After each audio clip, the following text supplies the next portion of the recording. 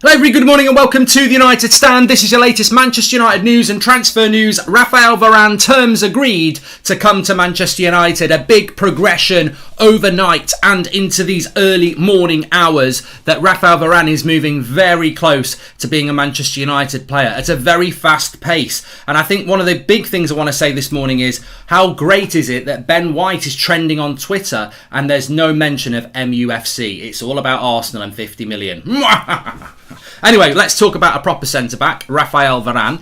Agreement reached, says Tariq. Yes, so look, actually, there is a bit of breaking news here that's not what I was going to talk about. This is why it's always good to just, be patient before you go live. Take it in, because we have had an update. It's free. It's via MUFC MPB on Twitter. They're quoting ABC Deportes, which is a Spanish outlet, classed as probably like a tier 2. So they're not incredibly incredible, but they're not bad, and they're saying that Manchester United have reached an agreement with Real Madrid to sign Raphael Varane for 58 million euros. The two clubs are preparing to close the operation. Now that sounds a bit steep. That doesn't sound right to me. I don't think we will pay 58 million euros. If somebody knows how much 58 million euros is, then we can well, I'll do it for you now. But the main update this morning was going to be from a few outlets. It's 49.7 million. So it'd be 50 million quid, which I still think is a good deal. But I actually think that we shouldn't pay 50 million pounds for Varane because he's got a year left on his contract. I think it should be closer to 40, and I think Manchester United will push that down. But there is a Spanish outlet in the last few minutes saying that Manchester United have reached an agreement on the fee, and now it's just about the terms, etc., in relation to the structure of the fee. So we'll see what happens with that. Still less than Ben White. I mean, how can you live in a world where Manchester United sign Raphael Varane for less than Arsenal pay for Ben White? Wow. The English tax. And before anybody says, well, United paid 52 million for Fred had played in the Champions League. Ben White spent most of his career flirting with the Championship. So, I mean, look, Arsenal do what they like. I don't think he's a bad player. I just wouldn't want him anywhere near United, and I'm comfortable with them buying him. I'm very comfortable with Manchester United, though. And the update from United that we were going to talk about, first of all, but let me just repeat, there is apparently an agreement for a fee between Manchester United and Real Madrid for around 58 million euros. This is coming from Spanish outlets. However, what we have had and we will be talking about Trippier, McTominay, the CDM role, Van der Beek. We've got updates on all of that, but let's keep this with Varane for the moment. It was late last night when Fabrizio Romano said that Manchester United have a 5-year contract ready for Raphael Varane. The player is considering the offer and is really tempted by it. It's up to the two clubs now. Varane is ready to say yes. And then there was a further update this morning from a journalist called Berger, who is saying that Raphael Varane is on the verge of joining Manchester United. Varane has agreed personal terms with United on a contract until 2026. Now the clubs must find a solution. Real Madrid want a bit more than 50 million euros, which might fit in with what we were just talking about there, about 58 million euros. All parties are confident that the deal will happen. And just to develop a little bit about what Romano said, I've taken a few notes. He said that Manchester United want to complete this signing immediately. They want to get it done very, very quickly. 5-year contract is ready, as we've known for about 2 weeks now. Personal terms were never an issue. The wages were never an issue. So 5-year contract is ready to be signed. The player is very open and ready for a new challenge in the Premier League. He's not answered Real Madrid's contract offers, and he's basically waiting on an agreement between Manchester United and Real Madrid so that he can go. And again, Fabrizio Romano mentioning that this deal will be between 50 and 60 million euros, which again fits in with this 58 million.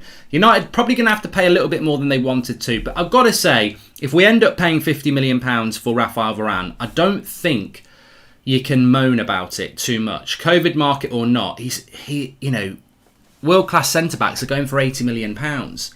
So he's 28. He's in his absolute prime and he's won everything. So I think £50 million with a year left on his contract probably is not unreasonable, but I still think United will get it down further. I think his wage, Apeb, would be, and shout out to Apeb, one of our members, I think his wages will be around £200,000 to £300,000 a week, probably more around like 250, definitely.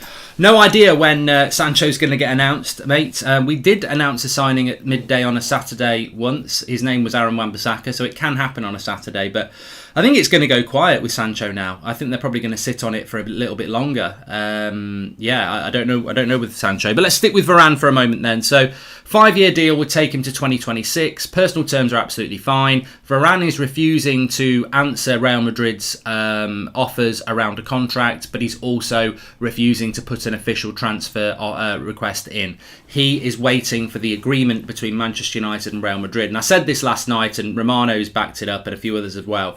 It makes total sense from Varane to just sit there and say, I'm not signing your contract, Real Madrid. Make Real Madrid put themselves in the position they have done, where they've said, if you don't sign the contract, we're going to sell you because we're not letting you run your contract down. So Varane knows that's going to happen. He sat there comfortably waiting for that. And now he's waiting for Manchester United to get the offer done with Real Madrid. And it's just about, waiting for that offer. It's a bit like, no, I'm not going to say that because it's not very fair. But, I'm going to say it. Okay, it's a bit like, you're in a relationship. You're not happy with your wife or partner. They want you to commit to go on a holiday, and you're like, I'm not going on holiday. I'm not going on holiday. And then your bit on the side knocks on the door and says, they want to go on holiday with me. By the time your current partner gets over it, you're packing your bags ready to go. You just don't say anything as you pass on the stairs. But the reality is that's what's happening with Varane. He is basically refusing to do anything with Real Madrid, and is now waiting for Manchester United to agree the exit deal without having to push it himself. And that makes a lot of sense, because if you think about it, if United, and look, we've got form for this, if United fail to agree a deal with Real Madrid and Real Madrid just slam the door on us, Rafael Varane hasn't got an option. So he's right to push it on to Manchester United. He's right to say, I will sign that contract, but you've got to agree a deal with Real Madrid. So, and how quick that's going to happen, a lot of people saying it in the chat. The reality is, the contract is there to be signed. It's to 2026. The wages, the agent fee, everything is fine and has been for a long time. It's now about Manchester United and Real Madrid. It's not about the player anymore. This is about Manchester United and Real Madrid. How long's a piece of string? Because if you think back to January 2020, we had the Bruno deal ready to go at the start of January. We spent 28 days dealing with Sporting Lisbon for a fee. Same thing with Harry Maguire, 6 weeks negotiating on a fee. So, I think we can get this done quicker, and I think it looks like we will get it done quicker, but just because we've got Varane doesn't mean we're going to get Real Madrid dealt with quickly. Petition to remake Titanic with Jack surviving and gets to bone a chicken. Also, I lost my mind with Varane news. Still glazes out. Not a penny more, says Anish. Thanks for the super chat there. If you know, you know. Harvey says, ABC Deportes just said we have agreed a fee. Harvey, if you were on time for the show, you'd know I've already spoken about that. So, be punctual. Stop wasting your letters.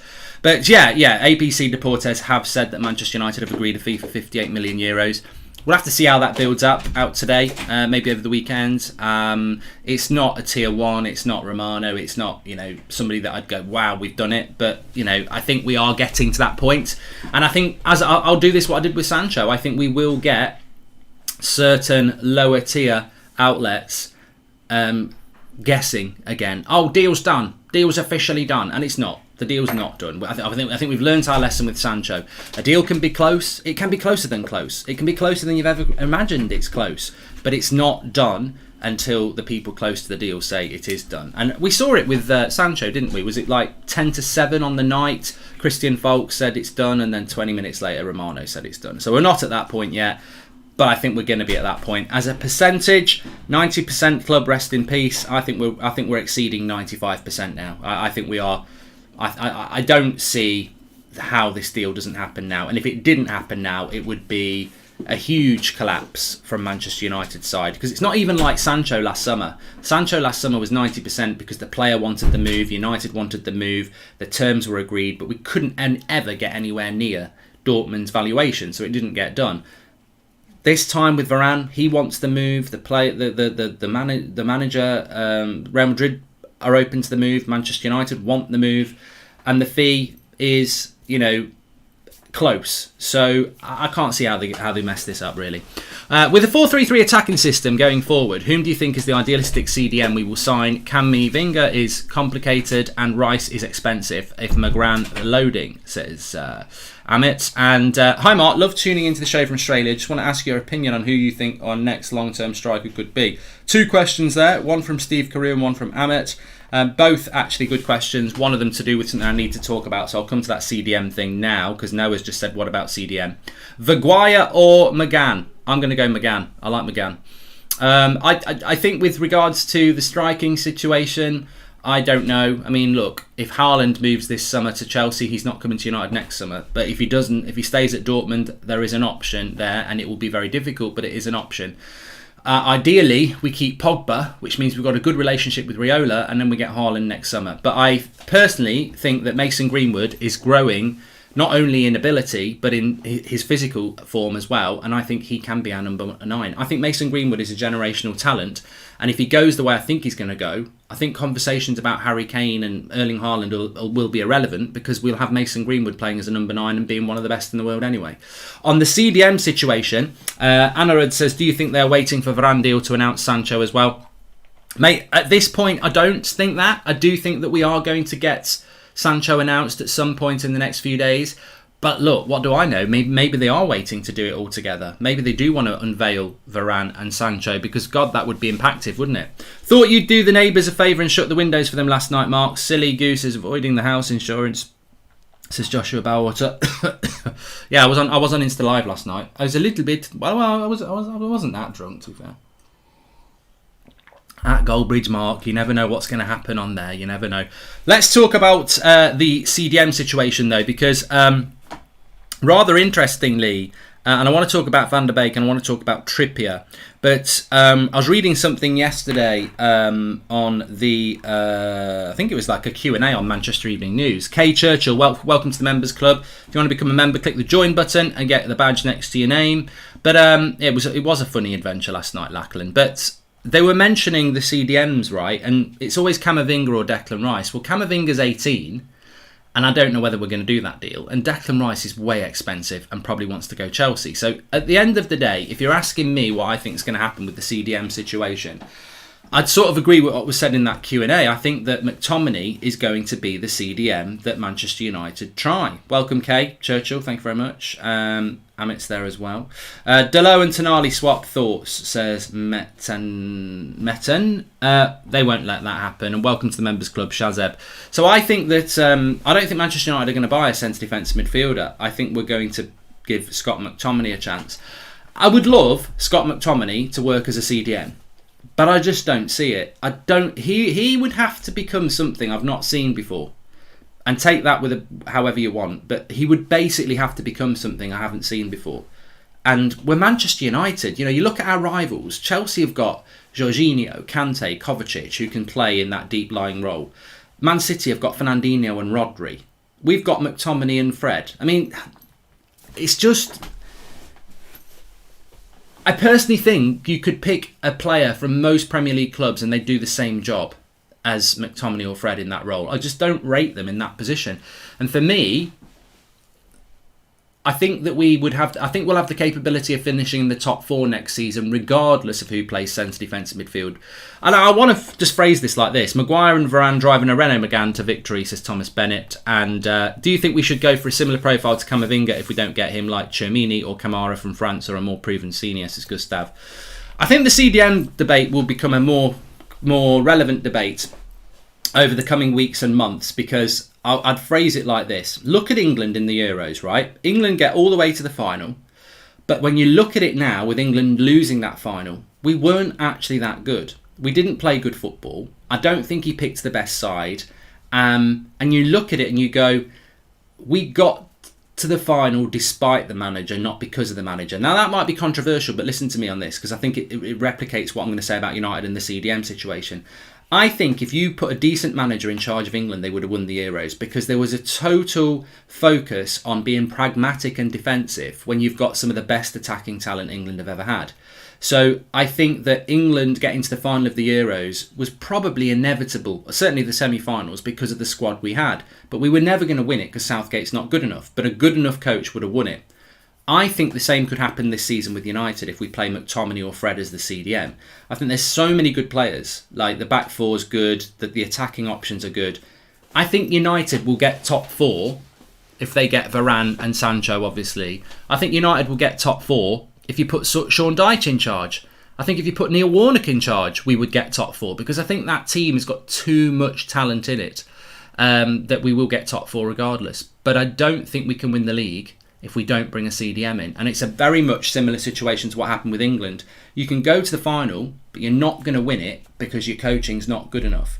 And I think United can be in the top 4, but we're not going to win the title without a CDM. And that's, the United thing's a bit different, because people would say, well, the coaching's not good enough either, and maybe you're right on that. But what I'm saying is, if you haven't got a CDM to run that midfield, then I think, we will beat a lot of teams and we will be in the top 4, but we won't win any major prizes, because I just don't think it's logical to think you can win a title with a midfielder that is Scott McTominay or Fred or an ageing Matic. You've got to, it's a very important role. And if it wasn't important, why did we spend years, bigging up people like Roy Keane and Michael Carrick? Because that role is really important and we haven't got anybody to do it. But I do think we're going to go with McTominay and try him out there. And look, I hope it does work, but I just haven't seen that sort of a player in him to do that at that level. I saw him playing for Scotland. He's okay. He's not even Scotland's best player. He's okay in the United shirt. But look, maybe he has got that in him to do it. But I think that's what we're going to try. I hope we buy a CDM, but I think he will try McTominay first. McTominay is not a United starter, period, says Julian S. He's not even better than Gilmour, who doesn't start for Chelsea. We need a CDM after Varane, says Julian. It's nice seeing deals get done for a change. Is Murtagh being a better negotiator, or the Glazers trying to buy the fans' support, says Matt Roseblade. And after all the crap we've seen with England, we can't discard the manager and say anyone could have done it when no one has in 50 odd years, says Ross Baker. But nobody has done it, Ross. I don't really know what you're talking about there. I think England would have won that with a decent manager, and I don't rate Southgate, and I never have. I don't think he's good enough, but I don't really want to talk about England. In relation to what Matt said there, do you think United's transfer policy is improved? I do think it's improved, but I would say that what I've been saying for a number of weeks on here, I think if we hadn't joined the Super League and there hadn't been protests and we'd finished second, we wouldn't see the transfer activity that we've seen. I don't think United would be pushing hard to get Varane and Sancho done quickly. I think we would have. I think we'd have a very similar summer to last year, where it was very much, if we get them, fine. If we don't, we don't. I think this summer is about the Glazers putting pressure on the board and saying we need action, because they know. Look, if you look at United, and I want to talk about Van der Beek and Trippier, but if you look at United, there is a lot of things going wrong. The women's team is in a bloody mess. The manager's left, one of the best players has left, the facilities they've got are poor. There's a lot of things going wrong at Manchester United still. Also, the share scheme. Are they going to provide shares? Are they going to fix the ground? Are they going to do a lot of things they've promised? Well, they've had a meeting and that's it. But it's all fine because a new kit's come out and we're buying 2 players. This is what the Glazers knew. The transfer window came at the perfect time because they know they can get you to buy kits and everything else and feel positive because they buy a couple of players. They were always going to do that. So I think that a lot of this summer transfer window, whilst it's got the potential to be very good, I'd question whether they would have done this if they weren't under so much pressure from what happened at the end of last season because of the Super League. I would love Ruben Neves in our midfield. What are your thoughts on him, says Urban? I don't think Man United are looking at Ruben Neves, but I would take him over what we've got, definitely. I'd take Calvin Phillips over what we've got. Aaron Wan-Bissaka, being an atrocious footballer, is much more of a culprit towards us not being able to break teams down than McFred, says Andre. I disagree with that. I think 2 holding midfielders has a lot more to do with how you perform and rotate the ball than a right back. Why do we keep saying Matic got no legs? Ollie doesn't play him at all. Fernandinho is 35 and City been winning titles with him, says Karen. Because he hasn't. Do you actually watch Matic play? Does he look like a player that can play 90 minutes twice a week? No. If he was, he'd play him. Ollie's always picked Matic. He likes Matic, but he's finished. Why do I have a horrible feeling we will name drop players like Neves, Rice, Camavinga, Phillips, and then end up with Aaron Barry already set up early, says Arkan UK. Well, at least it's somebody. At least it's somebody, mate. And thanks for the sticker, Renate. Hope you're doing well. Right, let me talk about Trippier for a moment, then I want to talk about Van der Beek. So Trippier... Bit of a new development on Trippier, because I don't think we've mentioned this enough. Apparently Trippier's only got 1 year left on his deal. Now, this has been confused by some people because they're saying that he's got 2. But apparently he signed a 3-year contract at Real Madrid, at Atletico Madrid in 2019. So 2022 would be the end of that contract, which is next year. If he's got 1 year left on his contract, then Trippier becomes a player that Manchester United can get hold of rather... I wouldn't say easily, but they can certainly pressure the move. And the reality is that United want Trippier and Trippier wants United. So there is definitely a deal to be done with Kieran Trippier.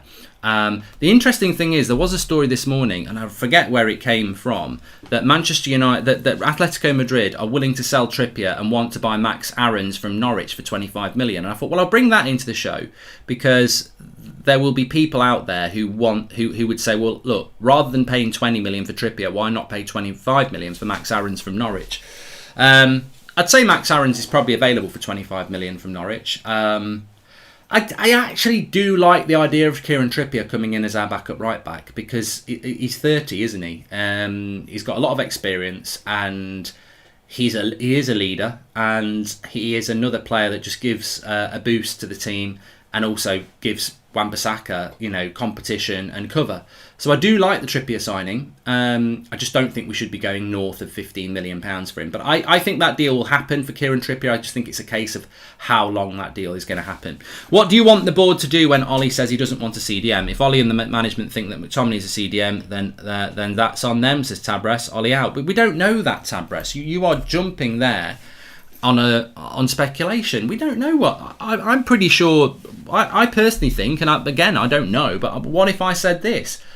Ollie really does want a CDM, but he's been told he's got to sell to buy. That could be the situation. I think we do want a CDM. I think there's enough noise that we do want one. I just don't think it's been prioritised this summer. Mark, if Sancho plus Varane plus some DM does come, then is anything apart from a title race and at least semi-final or Champions League even acceptable? We'd have the best squad in the league. No excuses then, says Michael.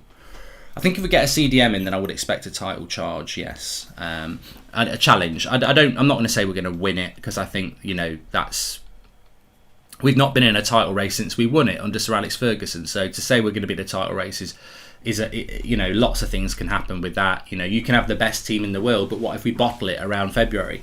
Trippier is an upgrade on Wan-Bissaka. If we get him, it's not a backup to Wan-Bissaka. It's for him to replace him, says Mark. I doubt it, Mark. I disagree with you there. I think he comes in like Tellez comes in, and Luke Shaw became the first choice. We paid £50 million for Wan-Bissaka. I don't think Ollie's looking to bench Wan-Bissaka. I think he's looking for somebody to share that time with him.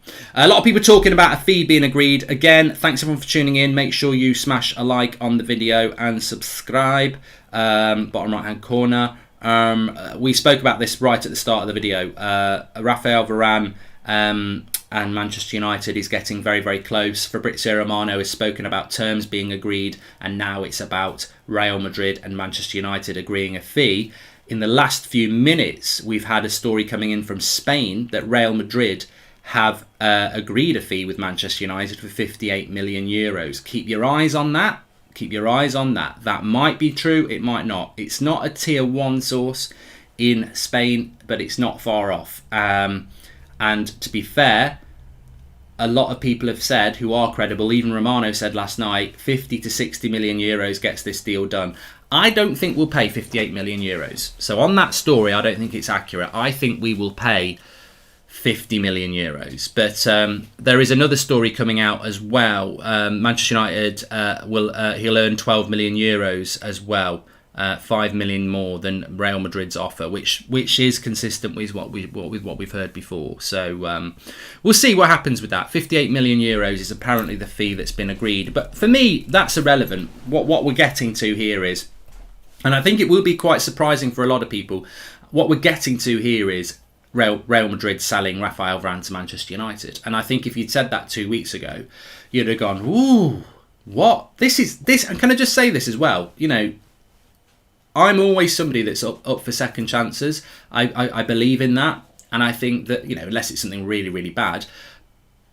If Manchester United get Varane, I said this a month ago. If Man United get Varane, then... Because remember, Varane's been a possibility to leave Madrid for a long time. We were talking about Varane probably back in March because everyone knew he had 1 year left on his deal. And we were like... Varane's the dream offer. Varane, we talk about United transfers and we go, we never get the first choice. We'll end up with bloody Torres or Ben White or something like that. That's what United do. If we get Raphael Varane you've got to applaud it. You've got to say well done Manchester United on many levels, because Raphael Varane is at one of the biggest clubs in the world.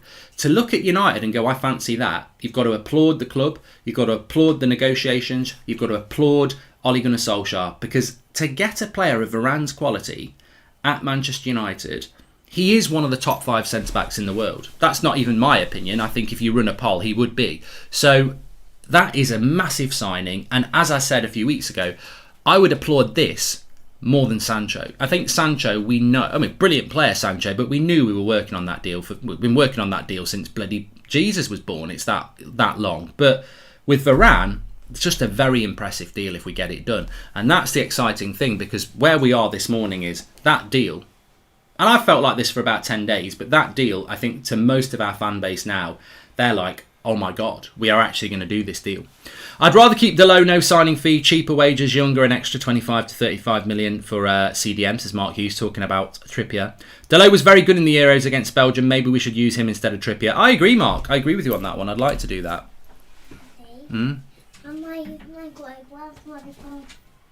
Okay, I'll be in a minute. Hi Mark, sorry if you've already mentioned this, but do you think United will only put a bid for Varane that they know will be accepted, says Fame? And considering we get the players this year, whom do you think apart from McFred are the players from First 11 we need to replace going forward to challenge for the title?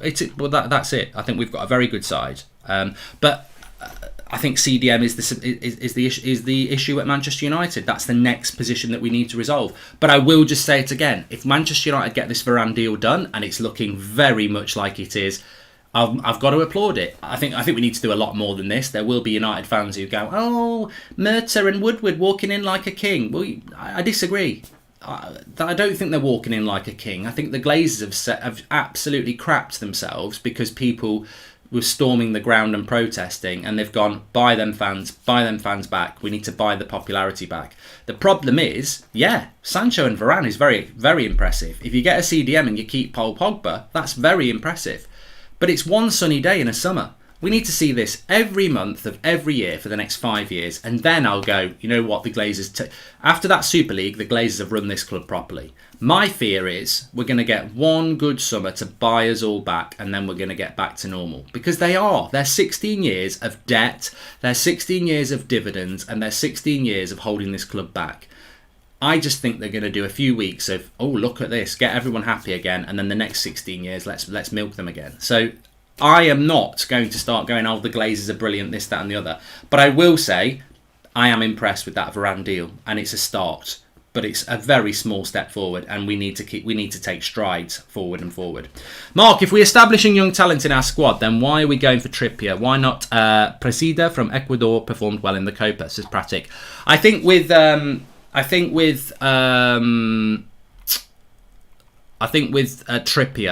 1 minute, I'm still here, I'm just going to talk while I do this. I think with Trippier, what's happening with Trippier is that he's coming in as an experienced option with... Can you pass me that then? He's coming in as an experienced option. I want this. Ridley Jones? Yeah. That one? No. That one? No. That one? Sorry, just changing the channel there. I think with Trippier, what we're getting with Trippier is a very experienced option. We're looking to replicate what happened with Telles.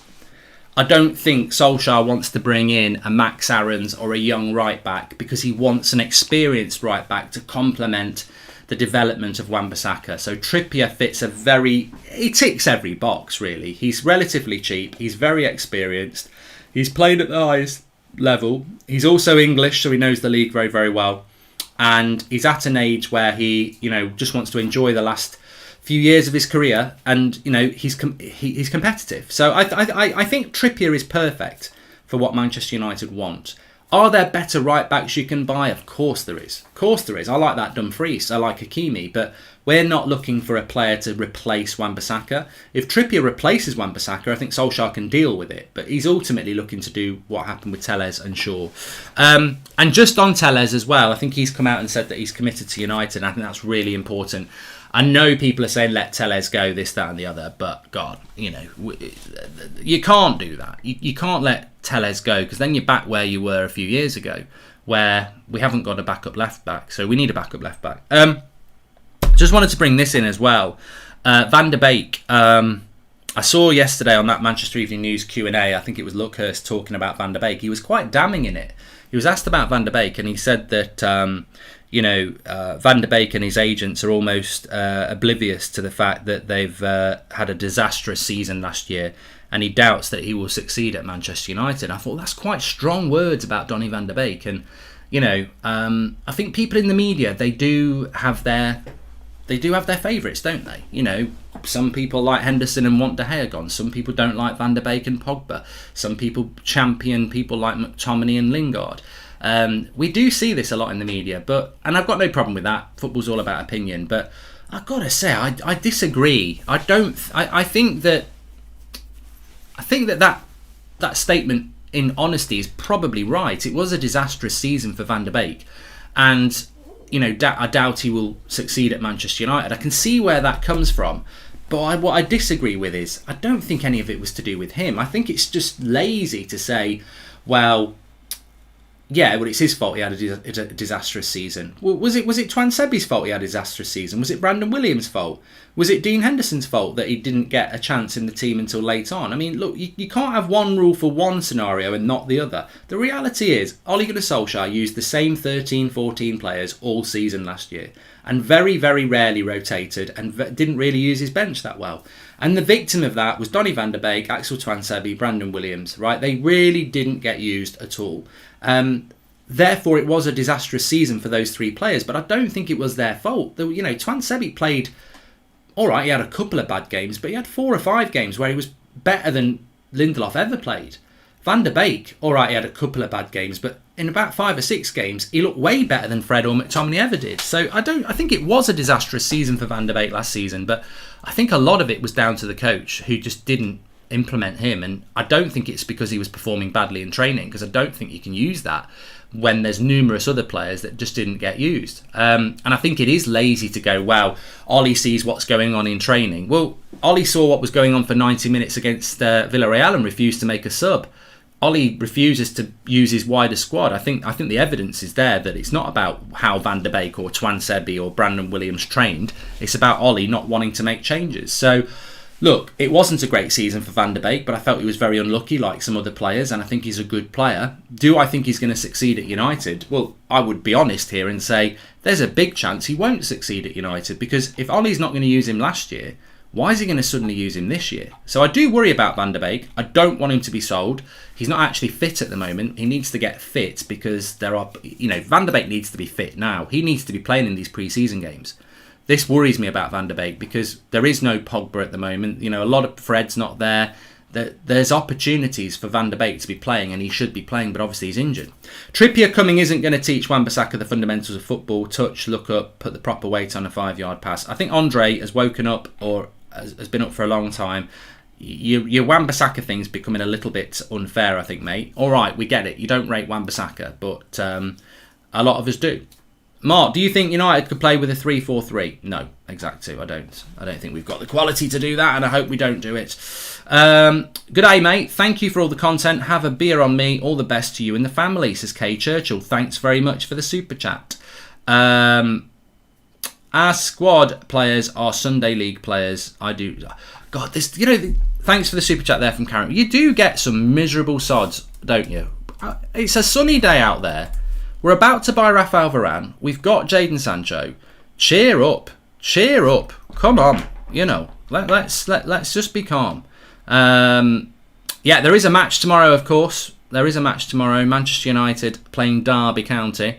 We'll see. We'll be doing a watch along for that, of course. It's a 1 o'clock kickoff UK time, so looking forward to that. And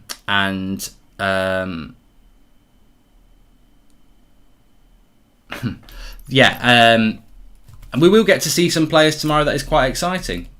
I think Garner will play, Alanga will play, Tellez will play, Greenwood will play. So yeah, I'm looking forward to it. I'm looking forward to these pre-season games as we build towards August the 14th against Leeds, and I'm very excited about what we're doing in the transfer market. I would like to see us offload some players as well, but come see, come saw. It's on MUTV tomorrow, so yeah. That's where I'll be watching it, yes. Pogba needs to stay, says Philippe. I think Paul Pogba will be a quiet thing. But as I was saying last night, I went down pub last night, I was having a few chats, and I said, if United have got Sancho, which they basically have, and United get Varane, which they nearly have, and then you go to Paul Pogba and you say, look, we finished second last year. You enjoyed your time from Christmas to the end of the season playing with Bruno, and it was going well. Now we've got Sancho in the team. You're going to enjoy playing in with him. You've got Varane behind you. That's going to make us stronger. Why do you want to go, Paul? We can win things together. All right, it's taken us 5 years to actually do this, but we could win things together. And he might do it. He might do it. But we need a CDM, definitely.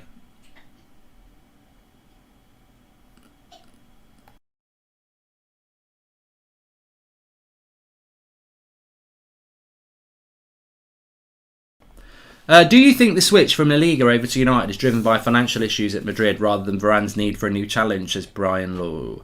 Hey, mate, I ain't got no issues with this. There's a lot of people who will, try and find a negative to Varane. But it's the circle of football. At the end of the day, if your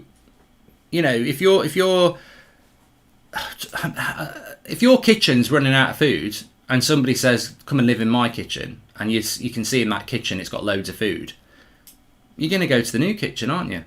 Why would you be loyal to that kitchen? And I know that's a bit of a crap analogy, but it's, in a footballing sense, I don't know why people get caught about this. If you went through that United squad, how many of them absolutely love Manchester United unconditionally and wouldn't leave? Because I bet 80% of that team would leave United if a better offer came in. For various reasons, more chance of earning more money, better location, more chance of winning trophies. That's the modern footballer. That's why they've got agents. I don't think most of United's team goes home from training and at night gets into bed with a Man United duvet and curtains singing, give it to Eddie Cavani. Like, they're footballers. They're professional footballers. And they love and are professional in playing for Manchester United, but it gets to a point in your career where you've got to think about your next big contract, your money. Of course, Raphael Varane is in a situation where he is being offered a contract at Manchester United that is longer and more money than what Real Madrid are offering. And the new challenge that he wants will be a new challenge that he wants in his head, but it will probably have been dictated to by the fact that Real Madrid won't pay him enough money. And I ain't got no problem with that, because that's what happens. We've bought mercenaries before. I mean, Di Maria didn't even want to come to United. He just came because Real Madrid wanted to get rid of him. And they're the worst signings, the players that don't really want to come but come for the cash. In this instant, Varane wants to come to United. Now, he may well want to come to United because Madrid aren't going to give him the money he wants, but he does want to come to United, and I've got no problem with that. Look at Harry Maguire. If Man City had offered the same money, would he have come to United? I bet he would have gone to Man City because it's to play with Pep. But Harry Maguire is a United player that is our captain and is totally committed to Manchester United. But I'm not worried about players who are moving for financial reasons, because that's football. That's how it works. I think I've been unfair on Wan-Bissaka, says Tunde, in the past. He's never had a proper winger to work with and develop a relationship, and he's had to play with the Iceman. Look, in the case of Wan-Bissaka, he's going to have a world-class centre-back next to him, and he's had Lindelof there, and he's going to have a very, very potentially world-class right winger in front of him in Sancho. So there's going to be a big dynamic change. And if you bring a centre defensive midfielder in as well, that will help Wan-Bissaka even more. So Tunde is right. If we pull off Varane and Trippier, the ball will be on our Ollie's court. There will be no excuse for putting in at least a title challenge, as Akshay. I'd disagree, Akshay. I'll disagree with you on that one. I think if we get Varane and Trippier and Sancho, but we don't get a centre defensive midfielder, then I don't think we can win the title. I think we've got to get a CDM. I think it's so important. Wan-Bissaka will benefit most from Sancho, says James. I think he will benefit from Sancho, but I actually think defensively he will benefit from Varane. How many times does he tuck in? Varane won't let that happen. Varane will not let Wan-Bissaka tuck in. He'll be like, why are you holding my hand, mate? You ain't playing with Lindelof now. I can win a header. I can win a 50-50. I don't need you holding my hand. Get back on that back post and cover that. That's what I need you to do. So I think that yeah, Wan-Bissaka will benefit having a right winger with him, but he'll benefit massively having a top-class right-sided centre-back next to him, because I think Lindelof was sucking him in like a vacuum. I really do. I think he was sucking him in because, and I think it was tactical. I think they were telling Wan-Bissaka to tuck in because Lindelof is a liability in the air. So Wan-Bissaka was coming in to help him, and then obviously the ball was going over him, and the back post was spare. Why didn't we give Tuanzebe more chances? He was amazing against PSG. Spoke about that last night, Hans. Totally agree with you as well. But it's a big season for Wan-Bissaka next season, because if he has a season like last season again, then maybe there is an issue with the player. But I think he's fine. I think he's a good player, and I think he'll be better now. I think he's had a difficult time. When you look at what Luke Shaw's got on the left, I think Wan-Bissaka's a bit, it's a bit harder for him on the right, but it won't be if we get these deals done. Make sure you smash a like on the video and subscribe, by the way, bottom right-hand corner. Varane looking close. Look, we might get a deal agreed over the weekend. We might get a here we go over the weekend. Personally, I think this will be early next week, maybe even the back end of next week, because it's moving quick, but United agreeing a fee with Real Madrid, normally we take a few days to do that, maybe even weeks. But I think we will have this deal done by next weekend, which is very exciting. And when I say deal done, I don't mean he'll be holding up the shirt. I mean here we go, etc. In Shaw's case, do you think Maguire helped him? So Steve Locke. I think it helps having a good centre back next to you, but I think Luke Shaw's ability is his stamina, his speed, his positional sense, and his ability on the ball. And I think you could drop Luke Shaw into any team at the moment, it'd be superb. But I think him and Maguire do work well together. Welcome to the Members Club, Simon Platt. Thank you very much. And thanks everyone for watching. Really enjoyed the show this morning. Positivity reigns as we move forward. What happens to Bailly and Lindelof then? Susanna bench. His crossing's fantastic as well, Advath.